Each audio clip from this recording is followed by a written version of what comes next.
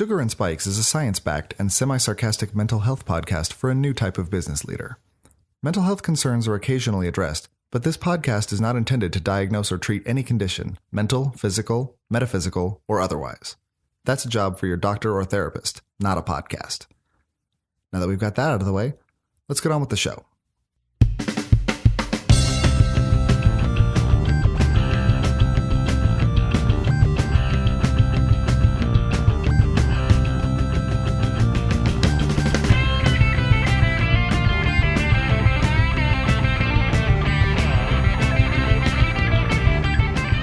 Welcome back to another episode of the Sugar and Spikes podcast. I'm Dez, a serial content creator and your lovely co-host for this seasonal chat. And I'm Tammy. I am the resident licensed psychologist and co-host, obviously. Obvi. Hashtag Obvi. I know, right? Well, because we are releasing this the week of Thanksgiving. Yep. And I don't know about you, but I know for me, things are crazy during the holidays. Yeah. Like, I was thinking about it and remember like when you were a kid and you used to love the holidays and it used to be like a joyous time and you were off of school and you had all this free time to do all the fun things and watch all of the Hallmark movies and all those things. Yep. And now there's none of that. None. Even if you wanted to do it, which I kind of do. Yeah. But no time. No, especially not for anyone who is, kind of doing a full-time job, someone who may have kids or family obligations, someone who is either building a side business or a content brand, and someone who also likes to eat, sleep, and breathe. Not a lot of time for the holidays, but right? We have to deal with them. Right, we do. It's true. Because even if we choose to ignore it at some point, like ignoring it just kicks the can down the road, right? Well, and on top of that, I think like growing up, like and even into my early 20s and stuff, I didn't have the traditional family obligations. So I think even for people that maybe have, I don't want to say like alternative families, but just not the we have to go to grandma's house for Christmas type stuff. Or we all gather for like a perfect Thanksgiving or something like that. Yeah. I know what you mean. There's still stress and there's still this additional emotional labor that's involved because when you're in that situation, like you're still processing, like feeling kind of out of the loop, feeling not a part of the group. So it's still taxing in a different way. Right. So like I was thinking about that too. So if you go to the holiday, stressful. If you can't go to the holiday and want to go, depressing. Stressful. If you don't want to go and you don't go, it's still like avoiding some sort of situation. Right. Yeah. So, I mean, it's going to get you one way or the other. Yeah. Yeah. Watch out. Those holidays are going to get you. They're like they're like the ghosts. Sorry. Exactly. I know. So for all of that, because of all of those things, we're going to try to keep this a little short and sweet because you have enough on your plate. It's Thanksgiving. Like, see what I did there? Enough on your plate.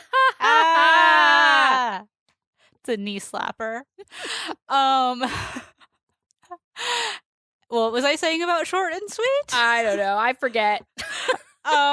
We're saying we try, but we always shoot for like our lofty goal, and sometimes we don't always meet it. That's just the way we roll here. Exactly. Try your best. The next time, try again. And maybe better. But I do want to talk specifically to either the brand creators, the content creators, the entrepreneurs, anyone who's doing, life and. Yeah. So like everyone. Yeah, exactly. Because welcome to America. And some of our listeners aren't American, but welcome to almost 2020. That's just how it is. That's just how it be, as the kids say.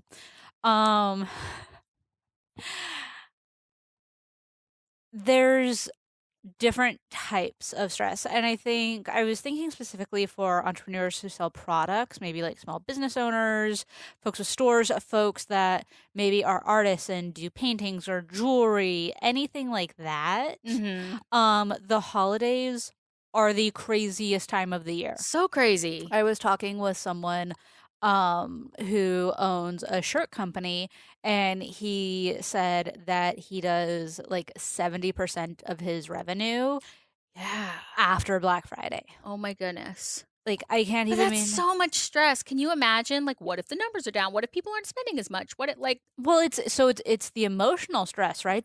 All of the pressure to make the money. And on top of that, if you think about it, it's going to all of this like craft fairs and all the pop-up shops and all of those things with the crush of shoppers. That is so stressful for me. I don't know about others, but like I can't. I'm out. Yeah, we've been talking about doing some Sugar and Spikes products, which will probably be coming up with not the next month or anything, but you'll see them eventually. And those types of things are, things that we have to think about, like who's manning the table. Right. Hot tip, it's not going to be me or Tammy, because we don't do well with people. We do well with people, but we don't do well with people. Yeah, exactly. So just kind of thinking about that, and just objectively speaking, for small businesses, like you have even more added pressure in terms of the financial constraints on, like, if you're running ads online, your ads are going to cost more during the holidays. Yeah. Because all of the other retailers are up there making the cost per click and cost per engagement go higher. So it really kind of eats the small business.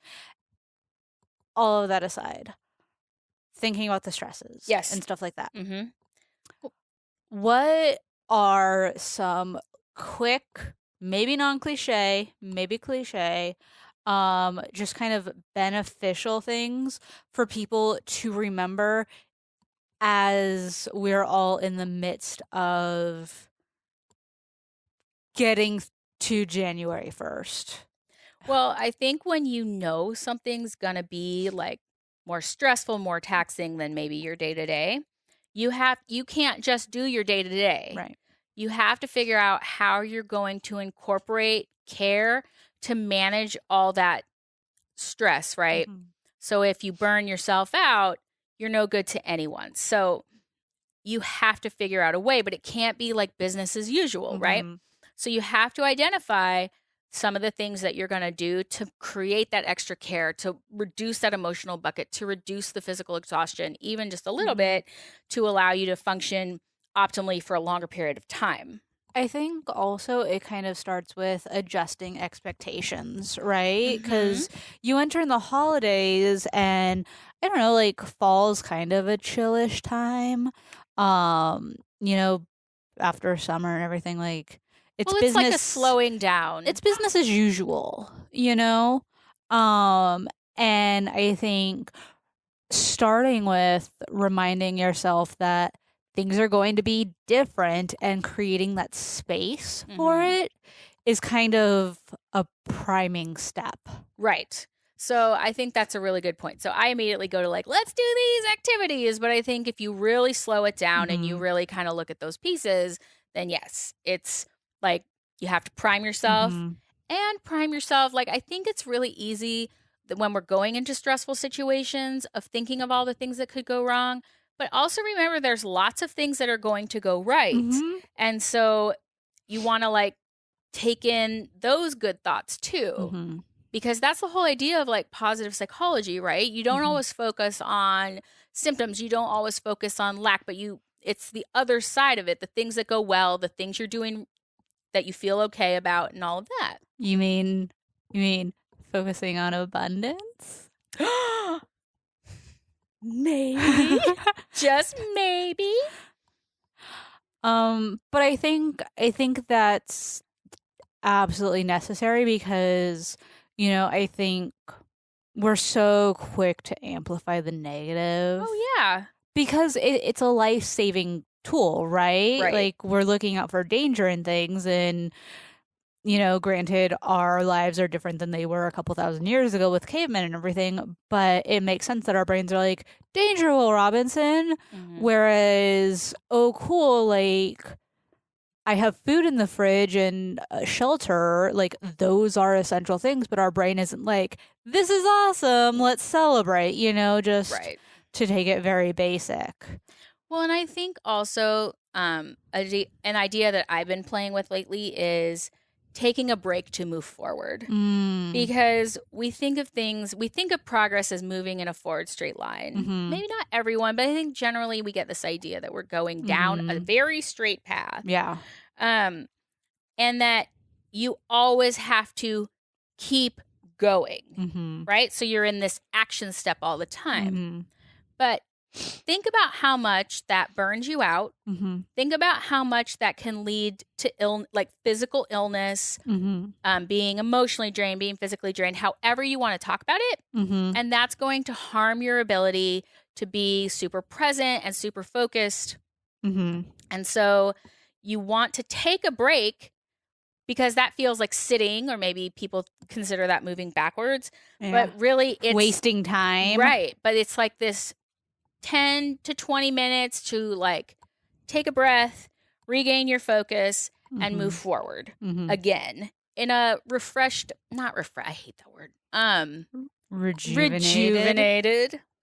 A rejuvenated way to like make it through this. Because like I said, we can't treat it as business as usual because it's not. Yeah. Yeah. Well, I mean, one thing that came to mind while you were talking about that was the fact, like, if we think of it, this is truly cliche, but if we think about it in terms of like we're a car, you know, and if we're going on a road trip, you have to stop and pull over. You either have to pull over for gas or you have to pull over to charge your battery. Literally charge your battery.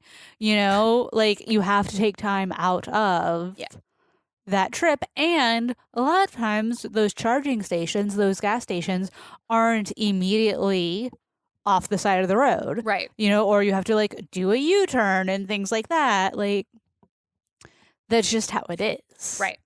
But you're still getting there. Right. Those stops get you out of the car. Yeah. They let you stretch your legs. They let you let the dogs out for a few minutes. They let you kind of reposition everyone since, you know, one of the dogs is trying to get up in the front seat and all of this. So it's a stop for sure, but it makes having to get back in the car and drive across Nebraska a little bit more tolerable. I think along with kind of the mental preparation, there are things that folks can do in the moment because, you know, if you're really stressed and if you're going a million miles an hour, sometimes it comes down to even to the point where like you forget to breathe. Yeah. You know, or eat. And I think that really thinking about yourself is key to get through the holidays because there is so much focus on external things and so much focus on other people. We have to remember that we're human. Yes. And honestly, I think a lot of times that starts with breathing. You know, and not even necessarily like a breathing practice or a breathing just a exercise. Deep breath to like check in. One big deep breath. Yeah. I mean, I think when we get stressed and when we get so busy, I mean, I catch myself doing it all the time where I'll kind of forget to breathe and my breathing will be a lot more shallow. Right. And what that's doing to, you know, my body and everything is priming me for fight or flight. Which isn't necessary. Yeah. So taking even a second to simply inhale, exhale at him, even it doesn't have to be longer, just a more normal rate, can really help bring you back into the moment. Yep. And back into like being able to move and do what you I want to try and get rid of this idea of moving forward. Yeah. I don't know. It's something I'm playing with. I don't know that I can do it. I don't know that we can do it. I'm just giving it a try to see kind of how that changes my perspective. What would the alternative be? I don't know yet. continuing. Maybe. Like, I'm trying to get away from this idea that progress means always moving forward. Mm-hmm. Because to that degree, it saps like all the things we do to maintain ourselves. But I think that, no matter what you're doing, there is a moving forward of something happening. Like, say you take time out of your day and you take time for yourself and everything, you're moving forward in learning how to take care of yourself. Yeah, that's true. Like I said, I don't have it totally worked out. It's something I'm just playing with, because this idea of slowing down, taking a quick 15 to keep going, to me, that almost gets lost, and it almost feels like, oh, I can't do that because then I'm not moving forward. Even though all the research says, like, 20 minutes and then take 5 minutes to just clear your brain. Yeah. All, like, depending on what you read, the time blocks are different, but you have to take time where you're just completely disconnected in order to go back to whatever it is you're doing. Yeah, and I think that this problem with seeing progress as super linear is that it's hard for us to feel like we can take those breaks in a way that's self-compassionate and taking care of ourselves to be able to do the things in our lives we want to do. Like, if we think of things, I feel like, and I can't speak for anyone else, but I feel like up until maybe this year, I kind of considered everything like a dead sprint. I'm at a dead sprint all the time. And that gets to a point. I mean, of course, you have to be that way sometimes. You're going to a conference, you're putting on a conference, you're like, whatever you're doing, like it does take more than usual. Yeah. But writing a book, finding all of these things. I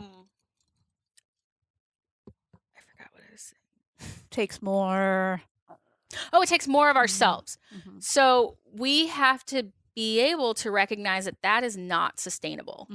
But it's almost like this lie that I think gets sold to people just in the way we culturally think about time and progress and all of that. And so, I don't know. I'm just playing with it. I'm not saying it's a thing. It's just something to shift perspective. It's something that needs to be played with, because I think, one person that I do actually really respect in the entrepreneur space is Gary Vee. He has a lot of really great insight. His whole methodology is go, go, go, go, go. Like, he doesn't do anything unless he can, like, repurpose it 5 different ways, which is super smart. But, like, he eats standing up to save time, and just all, like, he's on one end of the extreme, which is cool. And, he also talks about how it's not that you go all the time, it's that you're involved with whatever is happening 100%. I mean, I would argue that it's almost impossible to achieve that. I mean, there's going to be days where you're not fucking feeling it. Yeah. And if we treat our lives, our business, our whatever, as more of a marathon, the way long distance runners are and the way sprinters are very different. Yeah. But you can't treat your whole life at a dead sprint. You just cannot sustain that. Right. But, like, your rest days can be intense rest days. No, I see I see what you're saying, and I think it could work, but I think everybody's idea of go, go, go is probably different. And yet, kind of the way we're sold this one picture of happiness, we're also sold this one idea of how to work, our work ethic. Well, so to speak. You're always supposed to want more, right? Right. And in terms of, like, if you want more, then you have to get more, which means having more money, which means always going forward, always doing, the next thing. And I think, like, when is enough enough? Yeah. Like, what if you don't want more? Yeah. What if you're in a great place and things are great? I mean, it doesn't even mean things are like, I'm all happy and unicorns and rainbows. But your life is at this manageable level where you can really enjoy yourself and you can do and accomplish the things you want to accomplish. but not at the expense of yourself. Mm-hmm. You know? Yeah. I don't know. And I think, that idea kind of maps onto the holiday thing because, we're sold this idealistic goal and, perfect dream of what holidays should look like. Mm-hmm. Or we know like things are going to be absolutely crazy and absolutely stressful, but when can we just step back and be like, time's going to pass either way. Like January 1st is going to get here no matter what happens. Right. How do we let these next 5-6 weeks be okay? Yeah. I mean, I would start to think about like what you can reasonably set aside Mm-hmm. and what you absolutely can't. And then there's like a middle pile of like, maybe. The nice to haves. Because I think sometimes too, we feel obligated to show up for functions and not necessarily business related, but like, I need to go here and then I need to see this person and then I need to go to this party and then I need to do this. Do you really need to? Yeah. How do you prioritize so you're not killing yourself going to like 4 different homes for the holidays? And how would you like to enjoy it? Because you certainly do not have to show up physically or show up for everyone who invites you. You have to decide how to prioritize that in your life. And I obviously am not going to say like, oh, we'll do this or that, but knowing what you want to do. And if there's like some difficult feelings around that, how come? Yeah. I mean, that rings true even for things like gifting, like I love to give gifts. That's just like I pride myself on being like a good gift giver.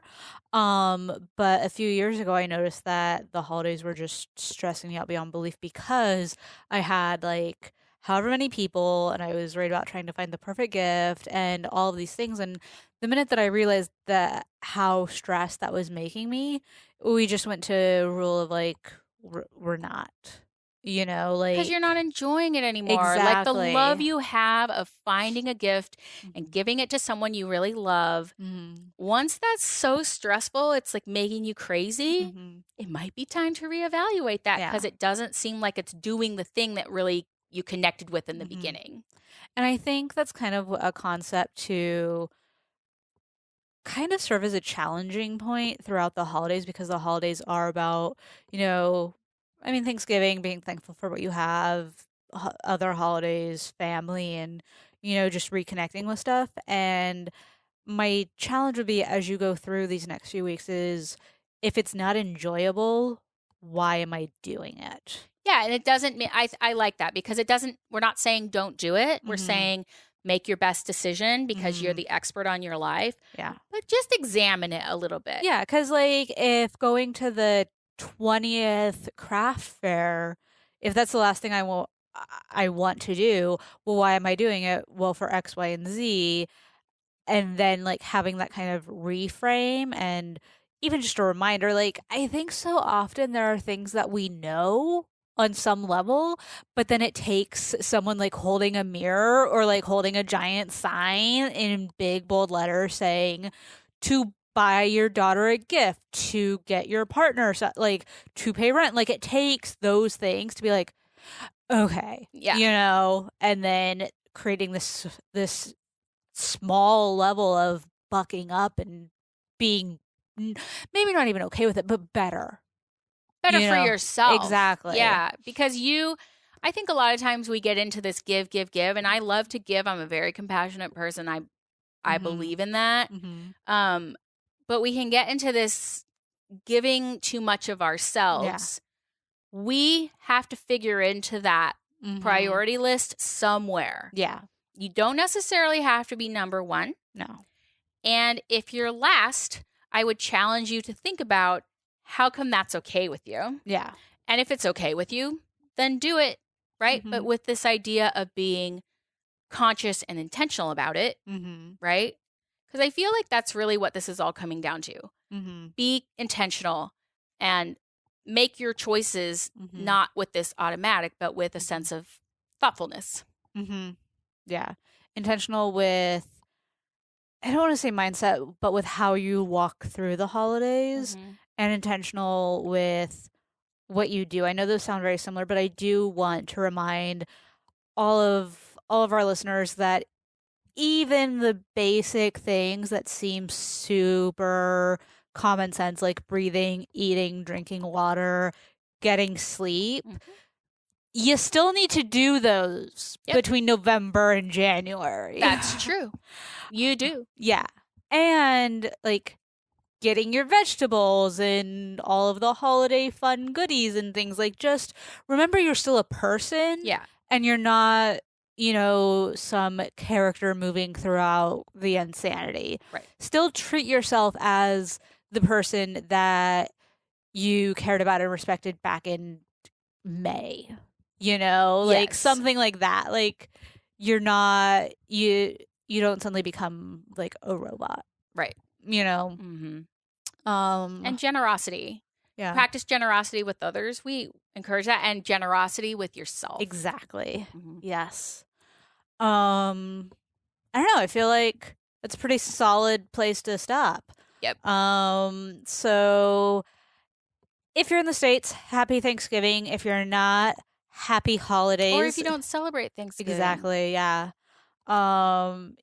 Happy holidays. Happy holidays. Happy November, December, and And all of those good things. We will be back next week with some more fun stuff. And if you want to interact and kind of connect throughout the week, head on over to Facebook, the Sugar and Spike Society. And be sure to follow us on Facebook and Instagram, Sugar and Spikes. That's Facebook, and then Instagram is Sugar and Spikes Pod.